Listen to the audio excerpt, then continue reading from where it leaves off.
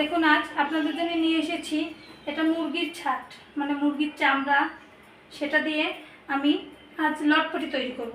এখানে আছে মুরগির ছাট, যেটা আমি সুন্দর করে পরিষ্কার করে নিয়েছি, ছোট ছোট করে টুকরো করে কেটে নিয়েছি। এখানে আছে আলু ভেজে নিয়েছি, রসুন বাটা, জিরে বাটা, আদা বাটা, শুকনো লঙ্কার গুঁড়ো, গরম মশলা, পেঁয়াজ কুচি।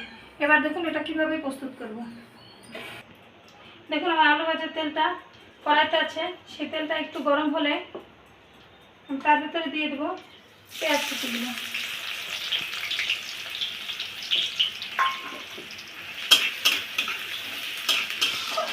পেঁয়াজ কুচিটা বেশ একটু বাদামি বাদামি করে ভাজা হবে।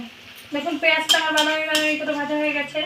আমি এখানে মশলা করে নিয়েছি জিরে বাটা, আদা বাটা, রসুন বাটা, শুকনো লঙ্কার গুঁড়ো, হলুদ গুঁড়ো, লবণ দিয়ে একসঙ্গে আমি গুলে নিয়েছি।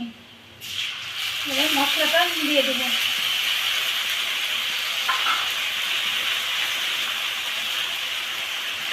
এবার দিয়ে দেবো আর একটুখানি জল, মশলাটা সুন্দর করে কষানোর জন্য। মশলাটা সুন্দর করে কষিয়ে নেব। এবার আমি ছাটগুলো দিয়ে দেবো।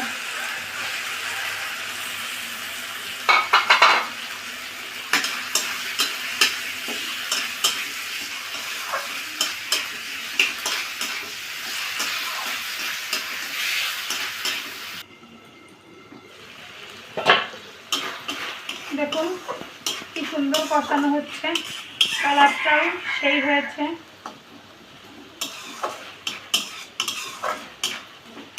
আমি এবার আর একটু ঢাকা দিয়ে দেবো, তবে এর ভেতরে আগে ভাজা আলুগুলো দিয়ে দেবো।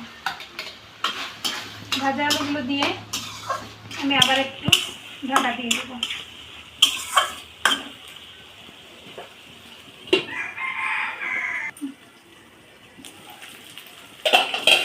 দেখুন আমার মাংসটা কষানো হয়ে গেছে।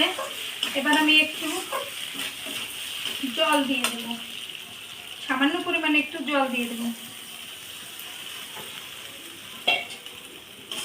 জল দিয়ে একটু ঢাকা দিয়ে কিছুক্ষণ রেখে দেব। সুন্দর বুদবুদ করে একটু জাল হবে, তারপরে আমার রেসিপিটা কমপ্লিট হয়ে যাবে।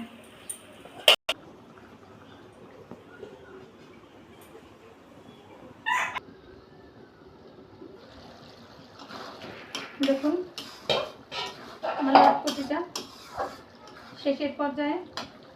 এখন আমি দিয়ে দেব গরম মশলা। গরম মশলা দেওয়ার পর সামান্য একটু জাল দিয়ে নামিয়ে ফেলব।